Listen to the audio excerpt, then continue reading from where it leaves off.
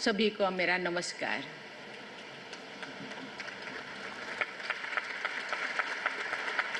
इस भव्य सदन, संसद सदन और अंगोला के जनप्रतिनिधियों को संबोधित करना मेरे लिए अत्यंत गौरव का विषय है, विशेषकर उस ऐतिहासिक अवसर पर जब आप especially on the historic occasion of संघर्ष से लेकर स्वतंत्रता, शांति स्थापना और लोकतंत्र तक अंगोला की यात्रा पूरी मानवता के लिए प्रेरणा के स्रोत है।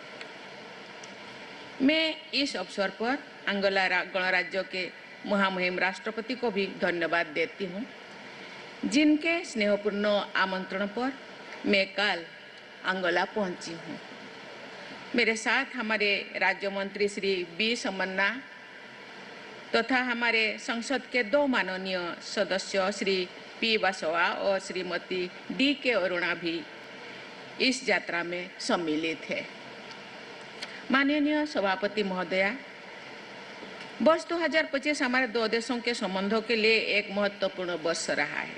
इस वर्ष मई में अंगोला के महामहिम राष्ट्रपति ने भारत की सफल राजकीय यात्रा की थी।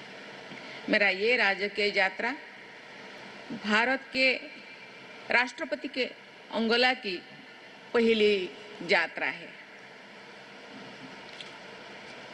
ये वर्ष भारत और अंगोला के बीच राजनयिक संबंधों की स्थापना की 40वीं वर्षगांठ है। साथ ही अंगोला अपनी स्वतंत्रता की स्वर्ण जयंती मना रहा है।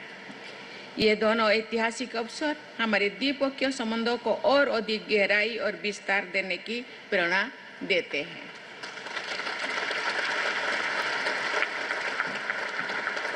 माननीय सभापति महोदया, आदरणीय सदस्यगण, मैं आप सभी को स्वतंत्रता की 50वीं वर्षगांठ पर 140 करोड़ भारतीयों की ओर से हार्दिक बधाई देती हूँ। ये अवसर हमें अंगोला के उन साहसी और संघर्षशील नागरिकों की याद दिलाता है, जिन्होंने स्वतंत्रता के लिए निरंतर प्रयास किया, जैसे भारत ने भी अपने स्वतंत्रता संग्राम के दौरान किया था। पिछले कुछ वर्षों में अंगोला ने इंफ्रास्ट्रक्चर और गवर्नेंस को सुदृढ़ करने और कृषि, ऊर्जा और पर्यटन जैसे क्षेत्र में निवेश को प्रोत्साहित करने में उल्लेखनीय प्रगति की है। अंगोला अफ्रीका के आर्थिक प्रगति की कहानी है, एक प्रमुख भागीदारी के रूप में उभर रहा है। हम अंगोला की इस यात्रा की सराहना करते हैं, जो इनोवेशन, सस्टेनेबल डेवलपमेंट और इंक्लूसिव ग्रोथ के प्रति उसकी प्रतिबद्धता को दर्शाती है। माननीय सभापति महोदया, भारत और अंगोला के बीच संबंध परस्पर विश्वास, सम्मान, साझा मूल्यों और आर्थिक एवं सामाजिक विकास पर आधारित है। भारत ने अंगोला के स्वतंत्रता संग्राम के दौरान एंटी कॉलोनियल प्रयास में निरंतर समर्थन दिया था। आज हमारे संबंध बहुआयामी है। हम विभिन्न अंतर्राष्ट्रीय मंचों पर करीबी भागीदार हैं और इंडिया अफ्रीका फोरम समिट के फ्रेमवर्क के तहत भी मिलकर कार्य करते हैं। हम क्लीन एनर्जी और वाइल्ड लाइफ कंजर्वेशन में सहयोग बढ़ाने के उद्देश्य से international solar alliance, global biofuel alliance तथा इंटरनेशनल बिग कैट्स अलायंस जैसी पहलों में साथ मिलकर काम कर रहे हैं। अंगोला के इन पहलों में सम्मिलित होने का हम स्वागत करते हैं। हमारे दोनों देशों में संसदीय लोकतंत्र हमारी सामाजिक संरचना का आधार है। भारत विश्व का सबसे बड़ा लोकतंत्र है और अंगोला अफ्रीका के सबसे गतिशील लोकतंत्रों में से एक है। दोनों ही इस विश्वास पर आधारित है कि प्रत्येक नागरिक की आवाज मायने रखती है और शासन का उद्देश्य कुछ लोगों की ही नहीं बल्कि सबकी सेवा है। हम दोनों देशों की संसदों के बीच एक्सचेंजेस और संसदीय व्यवस्था के सुचारू संचालन से जुड़ी बेस्ट प्रैक्टिसेस को साझा करने का स्वागत करते हैं।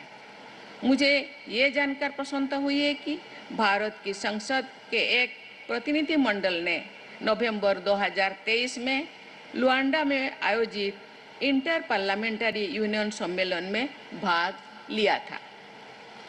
माननीय सभापति महोदया, अफ्रीकन यूनियन के अध्यक्ष के रूप में मैं अंगोला के इंटरनेशनल लीडरशिप रोल की सराहना करती हूँ। वर्ष 2023 में भारत की G20 अध्यक्षता के दौरान ही अफ्रीकन यूनियन को इस समूह का पूर्ण सदस्य बनाया गया था। वर्ष 2018 में भारत के प्रधानमंत्री ने अफ्रीका के साथ भारत की सहभागिता के 10 सिद्धांत प्रस्तुत किए थे। आज मैं उन सिद्धांतों के प्रति भारत की प्रतिबद्धता को पुनः दोहराती हूँ, जो परस्पर सम्मान, समानता और पारस्परिक लाभ पर आधारित है। माननीय सभापति महोदया, व्यापार और आर्थिक सहयोग हमारे द्विपक्षीय संबंधों का एक महत्वपूर्ण स्तंभ है। ऊर्जा के क्षेत्र में हमारी भागीदारी हमारी आर्थिक संबंधों को निरंतर सशक्त बना रही है, किंतु इसके साथ ही डिजिटल टेक्नोलॉजी, रक्षा, कृषि और फूड प्रोसेसिंग जैसे अनेक नए क्षेत्रों में सहयोग के व्यापक अवसर मौजूद है। आगे बढ़ते हुए हम इन नई संभावनाओं का लाभ उठाते हुए अपने आर्थिक साझेदारी को और गहराई देने के लिए प्रतिबद्ध है। माननीय सभापति महोदया, विश्व की सबसे बड़े लोकतंत्र की महिला राष्ट्रपति होने के नाते मुझे ये देखकर अत्यंत प्रसन्नता है कि अंगोला की संसद में महिलाओं का उल्लेखनीय प्रतिनिधित्व है।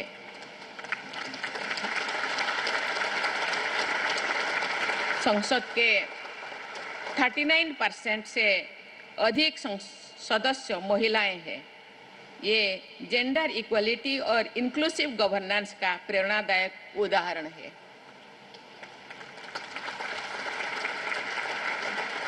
भारत में भी हाल ही में हमने एक ऐतिहासिक कानून पारित किया है, जिसके अंतर्गत संसद के निचले सदन तथा राज्य विधानसभाओं में 1/3 सीटें महिलाओं के लिए